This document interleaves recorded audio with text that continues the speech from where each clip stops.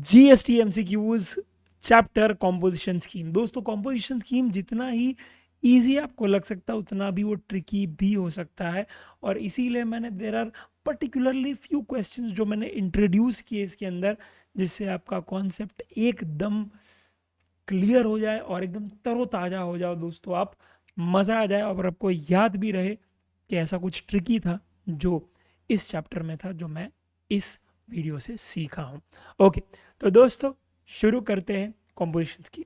सबसे पहला दोस्तों बात जब मैं करता हूँ हरीश ट्रेडिंग कंपनी की, सिचुएटेड इन हरियाणा, राइट, और वो डीलर ऑफ सीड्स है जो एग्जेम्प्ट है by exemption notification, and chemical fertiliser है वो टैक्सेबल है। तो एक एग्जेम प्रोडक्ट बेच रहा है और एक टैक्सेबल बेच रहा है, राइट, परफेक्ट। दूसरा, he is about to cross the threshold limit of registration under GST and wants to opt for compost scheme. His entire supply is made exclusively within the state of Haryana. Okay, यानी inter state ही है, inter state कुछ नहीं कर रहा, because उसको भी पता है कि इंटर कर रहा हूं तो कॉम्पो में अलाउड नहीं है boss, right. You being a chartered accountant advice can he do so, ठीक है।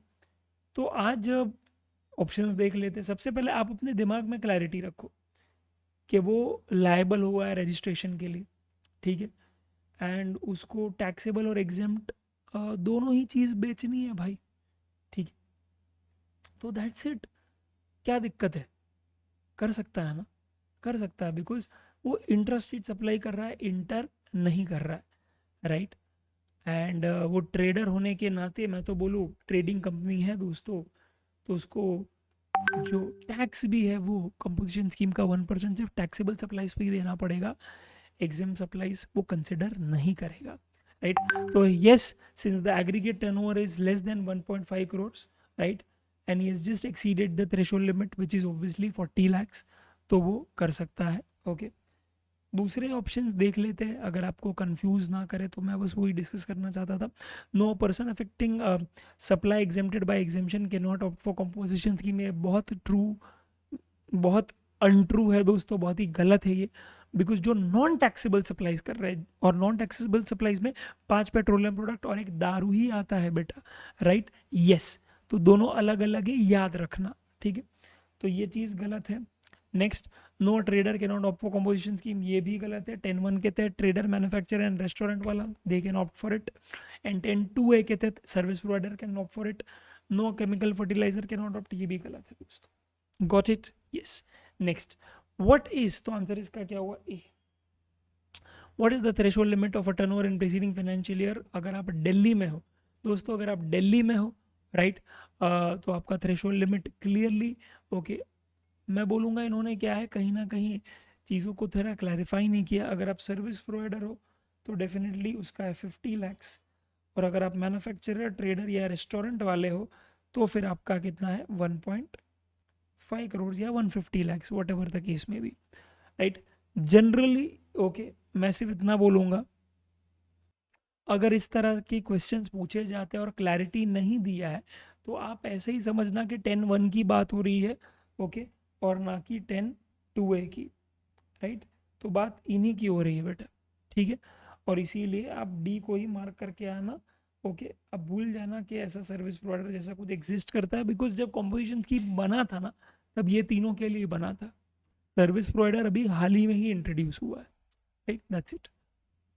पर मेरे हिसाब से क्वेश्चन में क्लियरली दे देना चाहिए, that's what my opinion is. Mister Fardeen Khan is the owner of a proprietary firm located in Arunachal Pradesh which is engaged in trading of ice cream. Trading of ice cream है, मैं प्लीज यार 2 3 4 बार क्या इसको अंडरलाइन करना चाहता हूँ, ट्रेडिंग ऑफ आइसक्रीम है, and supplies the same locally. The turnover details are as follows, April to March है, ओके, पूरा एक साल 70 lakhs। Next is he wants to opt for composition scheme, right. State the composition scheme का turnover limit for the state of Arunachal Pradesh and whether he can opt for it or not. Arunachal Pradesh का दोस्तों आपको पता ही है 75 lakhs है। All north eastern states, okay, except Assam plus Uttarakhand, मैंने आपको इस तरह से याद दिलवाया था, जो हिली एरियाज होते हैं, राइट, 75 lakhs है उनका लिमिट, परफेक्ट। तो पहले तो वो हम लोगों ने क्या है समझ लिया। एंड दूसरा, is he eligible to opt for composition scheme, उसका टर्नओवर क्या है, लेट्स सी दैट 70 lakhs ही है, तो it is less than that, तो definitely you can go ahead with that. And lastly, he is not a manufacturer of ice cream दोस्तों, is engage in trading of ice creams. तो बंदिश जो है 10(2) में वो मैन्युफैक्चरर पे, ट्रेडिंग पे ना थी, ट्रेडिंग पे ना थी. और इसीलिए माय डियर फ्रेंड सिंपल सी बात है, वो कॉम्पोजिशन स्कीम ले सकता है. और आंसर इसीलिए आ जाएगा A. Yes. Next my dear friends, fourth, what if the turnover of the registered person being taxed under compo scheme during the year 1819 crosses the threshold limit, right? तो अगर वो क्रॉस कर देता है थ्रेशोल्ड लिमिट तो फिर क्या होगा, we can continue under compo scheme, absolutely not, एकदम ही गलत जवाब. Next, he will be liable to pay tax under normal scheme on the entire turnover for the financial year, ये भी गलत है, right. He will cease to remain compo scheme with immediate effect, okay, ये सही लग रहा है. And he will cease to remain under compo scheme from the quarter following in which the quarter turnover exceeds the threshold limit. तो दोस्तों ये क्या बोल रहा है कि भैया अगर फॉर एग्जांपल आप समझो कि मैं अगर थर्ड क्वार्टर, राइट, जो आपका सितंबर में ख़त्म होता है, सितंबर के, सॉरी, दिसंबर में ख़त्म होता है, राइट, अक्टूबर, नवंबर, दिसंबर, ओके, उस महीने में अगर क्या क्रॉस करता हूँ तो मैं उस महीने का तो कॉम्पोजिशन स्कीम कर दूंगा जो भी टर्नओवर हुआ, राइट. पर मैं नॉर्मल स्कीम करूंगा नेक्स्ट टर्नओवर से, एकदम गलत बात, एकदम गलत बात है दोस्तों. अगर फॉर एग्जांपल मैं आपको बता दूं कि आपका अक्टूबर से दिसंबर में टर्नओवर कुछ ऐसा हुआ है जहाँ पे आपका क्यूमुलेटिव टर्नओवर जो था, राइट, आपका 150 लाख लिमिट आपको एप्लीकेबल है और आपका 200 लाख हो गया, तो याद रखना जो एक्सेस 50 लाख आपका हुआ है, आप उसी महीने के एंड में, याद रखना, ओके, आप याद रखना कि 50, लेट्स से दिसंबर में ही क्या है वो आपका एक्सीड हुआ है, तो 50 लाख जो है एक्सेस, वो आप अगले महीने की ही क्या है 20 तारीख को उसका 3B फाइल करके GST पे कर दोगे, ठीक है. यस. तो याद रखना. और दूसरा रिमेनिंग है, लेट्स से फॉर एग्जांपल आप ऐसा समझ लो कि up to September let's say क्या है 100 लाख था, राइट, और दूसरा 100 लाख यहाँ पे क्लॉक हुआ है, समझा. तो 50 जो होगा, बिकॉज 150 तक है ना एप्लीकेबल, तो 50 पे कॉम्पोजिशन स्कीम और 50 पे क्या हो जाएगा नॉर्मल स्कीम. वैसा तो इमीडिएट इफेक्ट से दोस्तों क्या है आपको पे करना पड़ेगा, राइट. एंड बाकायदा आपको इंटीमेशन फाइल करना पड़ेगा इसका with in 7 days from occurring this event under form number GST CMP 04, ठीक है. तो ये भी एक चीज़ याद रखना my dear friends. Next is fifth वाला पार्ट. फिफ्थ में whether tax will be paid under RCM by a compo tax dealer. देखो, यस, ओके, यस, एब्सोल्युटली, अगर RCM के तहत है तो उसे ओके याद रखना टैक्स पे करना पड़ेगा, और वो टैक्स पे करना पड़ेगा not as per compo rate but as per normal rate. तो RCM is applicable, tax payable under, no, definitely not, 1% नहीं आएगा. Okay, RCM is not applicable, ये भी गलत है. RCM is applicable but tax payable at those services का rate, yes absolutely, C is the right option. कि जो भी क्या है आप सर्विसेज ले रहे हो या गुड्स ले रहे हो जिस पे RCM है, तो उस गुड्स या सर्विस पे जो भी रेट एप्लीकेबल है, 5 हो, 12 हो, 28 हो, 18 हो, डजेंट मैटर, वो उस रेट के हिसाब से क्या है टैक्स पे करेगा एज पर RCM. ये याद रखना फ्रेंड्स. ओके, नेक्स्ट क्या है, sixth, what is the threshold limit, okay, of turnover in preceding financial year, okay, to be eligible for composition scheme in Uttarakhand. Uttarakhand में क्या है दोस्तों, मैंने बोला था all north eastern states except Assam plus Uttarakhand, okay, 75 lakh, simple. What is the threshold limit in Assam. तो आसाम में दोस्तों ये ट्रिकी वाला था, याद रखना ये 150 लाख है, बिकॉज सभी नॉर्थ ईस्टर्न स्टेट्स है पर आसाम नहीं है, कंफ्यूजन हो सकता है आसाम में, याद रखना 1.5 crore. What is the threshold limit of Karnataka? 150 lakhs. Yeah, 1.5 crores. What are the 3 special category states allowing a limit of 1.5 crores under composition scheme? देखो अभी इसमें मैं सिर्फ इतना बोलूँगा कि यार ये पहले तो स्पेशल कैटेगरी स्टेट्स आपको कौन सी है वो याद रखना मुश्किल ही नहीं नामुमकिन है, बिकॉज स्पेशल कैटेगरी स्टेट्स का स्टेटस जो है स्पेशल कैटेगरी का, वो हर चैप्टर में कुछ अलग है। जैसे कॉम्पोजिशन स्कीम में कुछ अलग है, रजिस्ट्रेशन में कुछ अलग है, वैसा सब सीन है। तो इसमें ओके, आप एक काम करो, आपको स्पेशल कैटेगरी स्टेट्स का लिस्ट पता नहीं है, पर आपको ये तो पता है ना भाई कि कहाँ 150 लाख एप्लीकेबल है, कहाँ 75, बस वही देखो, राइट। तो अगर आप चेक करोगे यहाँ पे, तो असम पे 150 है, अरुणाचल पे 75 है, सिक्किम 75 है। मैंने बोला है all north eastern state except Assam. Assam again वही 150, 75। जे एंड के क्या है 150, याद रखना, because only all north eastern state okay except Assam plus Uttarakhand ही ओके 75 में आते। Okay, Assam 150, Himachal 150, J and K 150, ये है आंसर। डी वाला भी बोल देता हूं मैं, आसाम 150, हिमाचल 150, सिक्किम 75। समझा? यस। क्या हुआ भाई? Okay guys, next is question number 10। What is specified value of service allowed to. देखो यार, सिंपल सी बात है यहाँ पे, 10% of the turnover in preceding financial year in the state in, okay, और 5 lakhs whichever is higher. Okay, very simple है, very very simple. पर हाँ, याद रखना वो टर्नओवर आपको प्रीसीडिंग फाइनेंशियल ईयर का लेना है, करंट का नहीं लेना। Okay, and which ever is lower नहीं, विच एवर इज हायर है। आई डोंट नो मैंने क्या बोला था, मुझे याद नहीं है frankly, but whichever is higher है।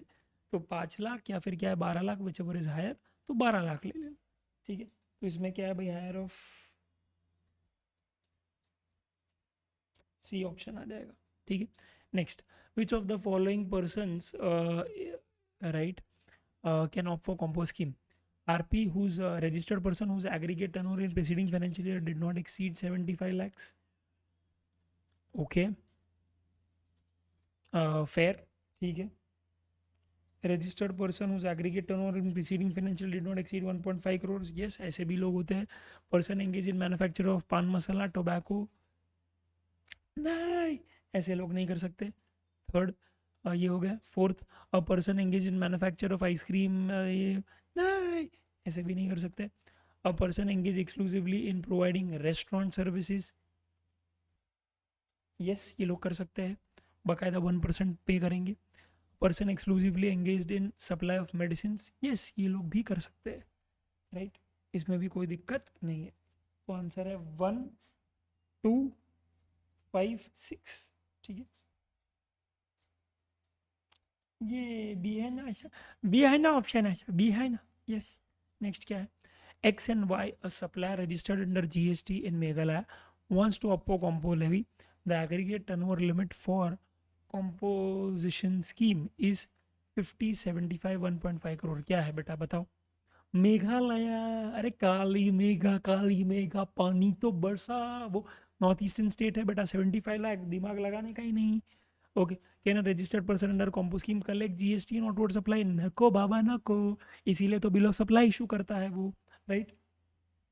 14, which of the following is not eligible for opting composition scheme. बहुत ध्यान से सुनना। ABC, a firm selling garments in Ahmedabad having aggregate turnover of 78 lakhs in preceding financial year, definitely ले सकता है, क्या दिक्कत है, बिकॉज ये नॉर्मल गुड्स बेच रहा है और अहमदाबाद में तो उसका लिमिट 150 lakhs होगा। नेक्स्ट, स्टार्टअप कंपनी एक्सक्लूसिवली है opting sorry for restaurant in Delhi, restaurant है 10(1) आएगा, 10(1) का लिमिट होता है 150 lakhs क्योंकि वो दिल्ली में है। 98 है, डेफिनेटली ये भी ले सकता है। Third, courier service operating solely in Mumbai, aggregate turnover is 90 lakhs in preceding financial. याद रखना दोस्तों, ये सिर्फ और सिर्फ सर्विस दे, और सर्विस वाले का लिमिट होता है 50 तोला, नहीं बेटा 50 लाख, 50 पेटी, तो इसीलिए ये नहीं कर सकता। एंड लास्ट इज, जो बंदा ग्रोसरी सेल कर रहा है बेटा, उसका aggregate turnover is 95 lakhs in the preceding financial year, and which is why my dear friends, ये गुड्स है और उड़ीसा है, उड़ीसा का लिमिट 150 lakhs है, डेफिनेटली ये भी कर सकता है। तो सी ही ऑप्शन है, वो ही एलिजिबल नहीं है कॉम्पो स्कीम के लिए। 10(2), RP shall not be eligible to opt for compo scheme, okay, if such manufacturer, okay, is of ice cream, irritated water, tobacco and manufacture tobacco substitutes। तो क्या होगा बताओ, बताओ ना यार, ऐसे मत करो। कौन है, कौन सा मैन्युफैक्चरर एलिजिबल नहीं होता? तो बेटा डेफिनेटली ओके, बात करें हम लोग आइसक्रीम की, एरेटेड वाटर्स टबैको वाला का, यस डेफिनेटली, ठीक है। आइसक्रीम, पान मसाला, टबैको एंड मैन्युफैक्चर्ड, तो पहले में और दूसरे में फ़र्क क्या है भाई? Okay, my bad my bad my bad my bad my bad my bad, बराबर से सुनना, इसमें बराबर से सुनना, माय बैड, सुन लीजिए वापस।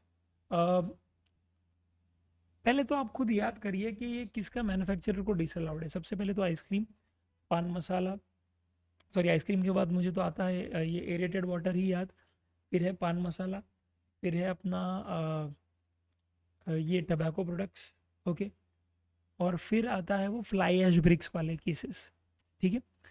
तो इसमें पहला वाला ऑप्शन अगर आप लेंगे, राइट, नॉट एलिजिबल है, यस। दूसरे वाले नॉट एलिजिबल है, यस, राइट। तीसरे वाले में मसाला मैगी दिया है, बेभक क्या टाइम पास कर रहा है, निकल चल, ओके। एंड चौथे वाले में आइसक्रीम, पान मसाला और एरिएट, तो क्या आएगा, डी वाला, क्योंकि इसमें सभी इंक्लूडेड है। तो ए और बी भी है, पर डी में क्या सभी क्या इंक्लूडेड है, तो फिर खत्म करो ना बात वहां पे यार, सिंपल, ठीक है, डन है boss. Which of the following are correct with respect to person ineligible to opt for composition scheme? Okay. Which of the following is or are correct with respect to person ineligible to opt for composition scheme? सबसे पहला, he is engaged in the supply of services and in supply of goods or service which are not leviable to tax. Definitely दोस्तों ये ineligible है. He is engaged in making any supply of goods or service through ECO liable to deduct TCS. यहाँ पे मैं सिर्फ इतना बोलूँगा दोस्तों, after the recent amendment you can not ऐसे ब्लैंकेट मैं क्या है बोल नहीं पाऊंगा कि यार जैसे मैं पहले बोल सकता था कि अगर ईसीओ के थ्रू कुछ भी सप्लाई किया गुड्स या सर्विस तो भैया क्या है not eligible for compo. But अब एक नया अमेंडमेंट यह है कि अगर आप गुड्स सप्लाई करते हो और वो भी with in the same state, यानी मुंबई से पुणे में क्या है माल बेच रहा हूँ वाया अमेजोन और मैंने कॉम्पोजिशन स्कीम लेके रखा है, तो भैया वो अलाउड है, ओके। उस केस में सिंपल सी बात है, they have to specifically mention. ये थोड़ा क्या है, ये एमसीक्यू थोड़ा क्या है ऐसा आउटडेटेड हो गया है, मैं सिर्फ इतना बोलूँगा। और इसीलिए यहाँ पे बेहतर होता अगर वो लोगों ने वर्ड लिखा होता क्या कि is engage in making supply of goods और service through an ECO liable to deduct TCS where goods are supplied outside the state. ऐसा लिख देते हो ना तो कंफर्म हो जाता है कि भैया नॉट अलाउड है, ठीक है। He is not engage in supply of services और supply of service which are live, तो ऊपर वाला ही लिखा है भाई, ऊपर वाला ही लिखा है ना। अच्छा, ही इज नॉट एंगेज है, माई बैड माई बैड। देखो कैसे खेलते हैं वो लोग, यहाँ पे एंगेज लिखा है, यहाँ पे नॉट एंगेज लिखा है, तो भैया नॉट एंगेज का तो बात ही नहीं आ गई। If he is not engage then it's good, we can opt for compo scheme, right. तो clearly the answer is both A and B, तो आंसर इज डी, ठीक है, परफेक्ट। नेक्स्ट, ये भाई ये एमसीक्यू ऑफ द सेंचुरी है with respect to composition scheme. इसमें 99.99% लोग दोस्तों गलती करते हैं। अगर आपने ये एमसीक्यू में गलती नहीं की तो लिखना कि सर क्वेश्चन नंबर 17 सही था मेरा, तो मुझे लगेगा कि मैंने जो थोड़ा तुझे पढ़ा है ना वो सक्षम है, ओके। और अगर गलती हुई तो लिख देना गलती हुई, क्या दिक्कत है, राइट। दोनों ही क्या है, एंड में मुझे तो एंगेजमेंट मिलेगा ना बेटा, राइट।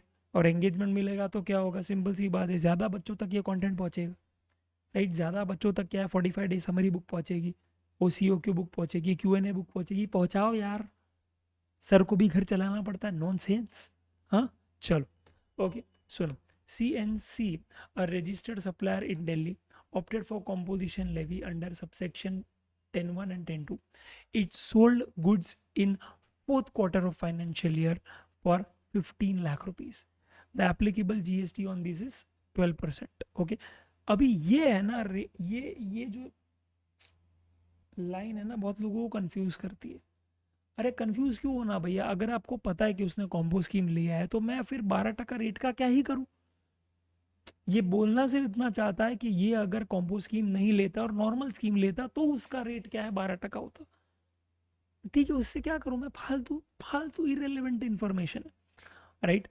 फिर नेक्स्ट क्या है, C and C purchased a few materials 9,55,000 का, okay, on which Ramesh and Co had charged 57,300 CGST SGST। He also purchase from E and Co 2,46,000 का, जिस पे उन्होंने कुछ GST चार्ज किया है। अब आप बताओ भैया फोर्थ क्वार्टर में कितना वो कॉम्पोजिशन स्कीम के तहत पे करेगा। तो अभी हुआ क्या है, उसने कुछ सेल किया, उसने कुछ परचेज भी किया है। अब अगर आपका कॉम्पोजिशन स्कीम एकदम क्लियर है ना, क्लियर, तो मैंने जैसे बताया था आपको लेक्चर में, कॉम्पोजिशन स्कीम वाले के केस में मैं सिर्फ सेल्स ही देखूंगा, और मैं ये देख लूंगा कि एसएससी मैन्युफैक्चरर है, ट्रेडर है, रेस्टोरेंट वाला है, सर्विस प्रोवाइडर, उसके हिसाब से मुझे रेट पता चल जाएगा, राइट। और फिर मैं उसे मल्टीप्लाई करके आगे बढ़ जाऊंगा, दैट्स इट। मैं दूसरा कुछ सोचूंगा ही नहीं भाई। एंड इंटरेस्ट रेट होगा, इसलिए CGST SGST में ही आंसर होगा हमेशा। मैं परचेज का डेटा ही नहीं देखूंगा, माँ कसम। अरे मैं परचेज का डेटा देखूं ही नहीं भाई, देखूं ही नहीं मैं, नजर ही ना मिला, क्योंकि उससे कोई फर्क ही नहीं पड़ता, बिकॉज उसका ITC मुझे वैसे भी मिलने वाला नहीं है, और लायबिलिटी मेरा हमेशा आउटपुट टैक्स में ही आएगा जो मैं कलेक्ट नहीं कर सकता। तो 1% के हिसाब से जो भी होगा मैं पे कर दूंगा। अब आप क्या कंफ्यूज करते हो अपने आप को, डेटा के साथ कंफ्यूज करते हो कि परचेज का डेटा दिया तो कुछ तो होगा ना। अरे क्या कुछ होगा, तू पहले क्लियर लेना तेरे को कौन सा डेटा चाहिए और कौन सा नहीं चाहिए। बेटा याद रखना, कॉम्पोजिशन स्कीम में परचेज का डेटा तू तभी देखेगा जब RCM के तहत इसका कोई टैक्स पे करना होगा, दैट्स इट। ये चीज आप याद रखना, ओके। डन है बॉस, बस इतनी सी ही बात करनी थी तो वो कर दी है मैंने, ओके, दैट्स इट। तो बस ये देख लेना कि भैया सेल कितना है बेटा, 15 लाख है। 15 लाख का 1% कितना होता है, 15,000। उसका डिवाइड करेंगे बाई 2 तो क्या होगा, 7.5, 7.5, ओके। तो ये आ जाएगा यहाँ पे ए आंसर, दैट्स इट, ठीक है। Next next my dear friends is miss Raksha is engaged in providing private coaching service in Noida, Uttar Pradesh, and is not registered under GST till 25th September. Her aggregate turnover is 19 lakhs on 30th September, and she got GST registration on 30th September. Which of the following options are available to her? बताओ अभी, आप बताओ, मैं नहीं बताने वाला, बताओ आप। ओके, अगर आप गौर से देखेंगे इस क्वेश्चन को तो ये बंदी ने अभी अभी लायबल हुई रजिस्ट्रेशन के लिए, right. She was not registered and now she is registered, she is liable to register. तो अभी इसके पास दो ही ऑप्शन है, एक है कॉम्पोजिशन स्कीम में जाओ, एक है नॉर्मल स्कीम में जाओ, दोनों में से कोई भी एक में चले जाओ। कॉम्पोजिशन स्कीम में जाओगे तो उसमें आपको टैक्स कलेक्ट करने को नहीं मिलेगा, पर हाँ छोटी लाइबिलिटी होगी, 1% आपके जेब से पे कर देना है, और वो पे करने के लिए ITC भी नॉक ऑफ करने नहीं मिलेगा, right. I am so sorry. दूसरा, अगर आपका नॉर्मल स्कीम है माय डियर फ्रेंड्स, तो याद रखना, एक है आपका आउटपुट टैक्स और एक है आपका ITC। तो आउटपुट टैक्स माइनस ITC, ये आप जब माइनस करोगे उसके बाद जो नेट कैश पेबल आएगा वो अमाउंट से आप क्या है, अमाउंट पे कर देना GST, ठीक है, दैट्स इट। तो it can either be A और it can either be B, okay. C option इसीलिए नहीं आएगा बिकॉज याद रखना वो सर्विस दे रही है, she is in the business of service, और सर्विस वाले को 40 लाख का लिमिट एप्लीकेबल नहीं है, वो सिर्फ एक्सक्लूसिव सप्लायर ऑफ गुड्स वाले को ही है, ठीक है। Next, which of the following statement is not correct for a taxpayer who is opted for a composition scheme, right? Is not correct for a taxpayer who's opted for compose scheme, right? A registered person supplying goods under compose scheme shall issue bill of supply. It is a correct statement for them. Second, last date for payment of liability towards tax, interest, penalty, fee is 20th day of each month, ठीक है। Again गलत है, okay, it is 18th following the quarter in the month, okay, 18th following the month in 18th of the next month following the quarter in which supplies are made, ठीक है। तो ये गलत है। Next, compo taxpayer shall mention the words composition scheme not eligible to pay tax at the top of the bill, yes correct है दोस्तों। Last date is perfect, ये भी करेक्ट है, तो B वाला आंसर है जो करेक्ट नहीं है। Vivek Bindra compo tax payer, okay, registered in Mumbai, made supplies amounting to 60 lakhs till June 2024. He starts supplying goods to recipient based in Pune through Amazon. An ECO who collects TCS under Section 52 from July 2024. From July, shall he continue to pay tax under compo scheme या फिर normal scheme? तो दोस्तों याद रखना, जैसे मैंने बोला अभी as per the recent amendment, आप कॉम्पोजिशन स्कीम टैक्स पेयर हो और आप ईसीओ के through within the state माल बेचना चाहते हैं, अलाउड है, and which is why can continue to pay taxes पर कॉम्पो स्कीम, ठीक है। पर वही दोस्तों अगर ओके आपका आंसर क्या डिफरेंट होता, अगर वो बंदा ओके माल पुणे के बदले गुजरात बेच रहा होता तो यस वो इंटरस्टेट सप्लाई हो जाता, उसका कॉम्पोजिशन स्कीम उसी वक्त with immediate effect my dear friends क्या हो जाता है, सीस, ओके, और उसे नॉर्मल स्कीम के तहत टैक्स पे करना पड़ेगा, ठीक है।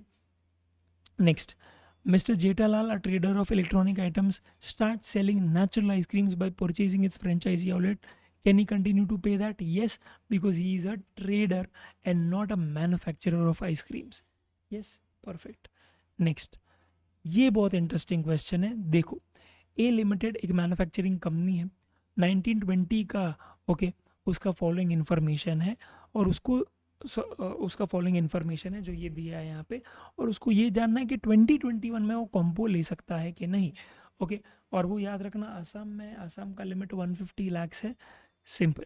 तो पहले एग्रीगेट टर्नओवर क्या है वो फाइंड आउट करो और फिर देख लो कि वो 150 के ऊपर है या नीचे, ओके, एंड अकॉर्डिंगली कमेंट कर लो कि कॉम्पोजिशन स्कीम ले पाएगा या नहीं ले पाएगा, ठीक है।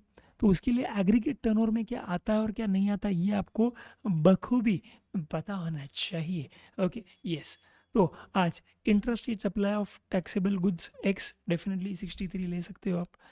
Intrastate supply of services which are chargeable to GST nil rate, okay, तो ये एग्जाम सप्लाईज के अंदर आ जाएगा।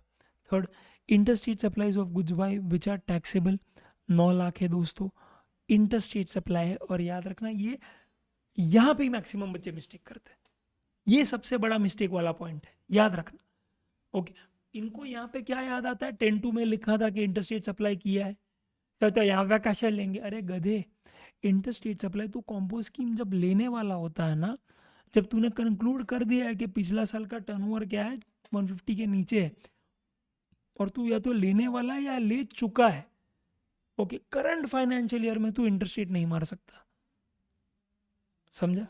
तो अगर तूने ऑलरेडी कॉम्पो ले लिया और इंटरस्टेट मार रहा है तो सीधा कॉम्पो के बाहर निकाल दिया जाएगा, सिंपल।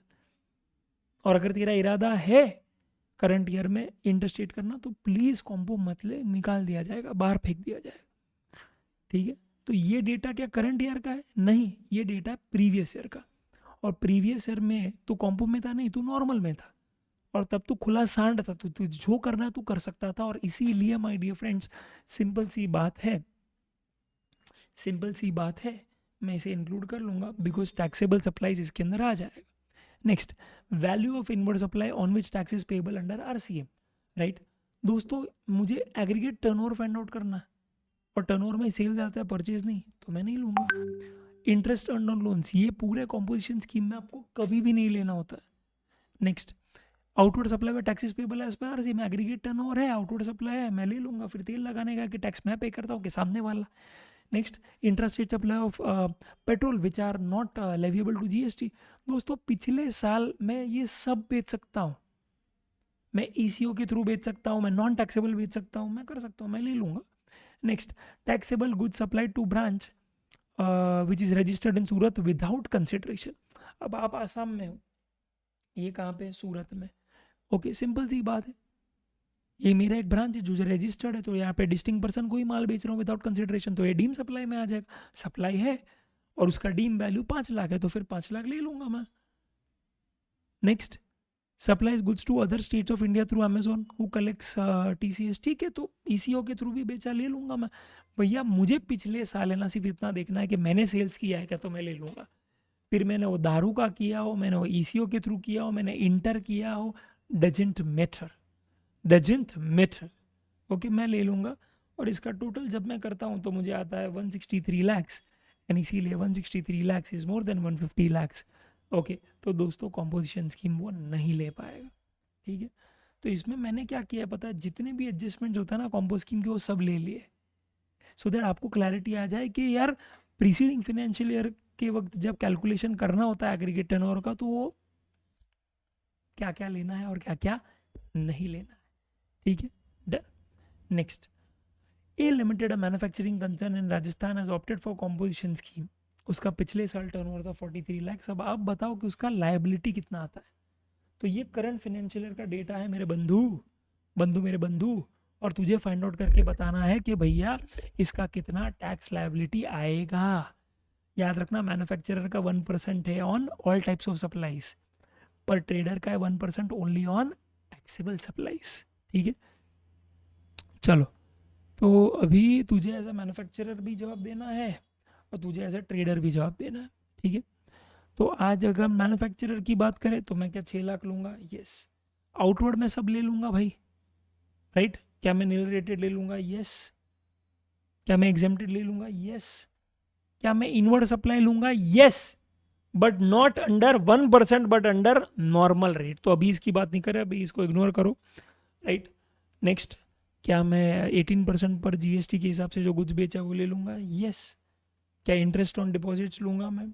No, never, not. समझा? तो मैं ये ले लूँगा, ओके। और 5 लाख का मैं 5% अलग से 25,000 अलग से ऐड करूँगा, राइट? परफेक्ट। तो 6 लाख है, 6 लाख प्लस 1,80,000 2 लाख, यानी कि 9 10 40। तो 40 का 1%, ओके, और 5 का 5%, कितना होता है ये? 40,065, ओके। और दूसरा क्या है? ट्रेडर का। ट्रेडर का मैं सिर्फ टैक्सेबल सप्लाईज लूँगा माय डियर फ्रेंड्स, ओके। तो उसमें से फिर ये निकल जाएगा, ये निकल जाएगा, ठीक है। तो कितना है? 6 लाख है, और दूसरा है अपना 30 लाख, 36 लाख। तो that is 36,000 plus 25, 61। Sorry, C is the option. ठीक है, इसमें भी दोस्तों मैंने क्या कर दिया है, जितने भी एडजस्टमेंट हो सकते हैं सब डाल दिए, 1% वाला, आरसीएम वाला, सब, सो दैट आपको कोई दिक्कत ही ना हो। Okay, that's it. ओके, तो बस ये था माय डियर फ्रेंड्स कंपोजिशंस की। अगर आपको जेन्यूनली वीडियो अच्छा लग रहा है, अगर जेन्यूनली आपको क्या कॉम्पोजिशन स्कीम में कुछ नया जानने मिला, नया सीखने मिला, प्लीज़ टाइप कीजिए मज़ा आ गया, 1 नंबर सर। ठीक है, और एक वीडियो अपने को चाहिए, और जो भी आपको वीडियो चाहिए बताओ, तुरंत लेके आता हूँ, राइट? तो type value of supply, registration, ITC, आपके लिए जान हाजिर है।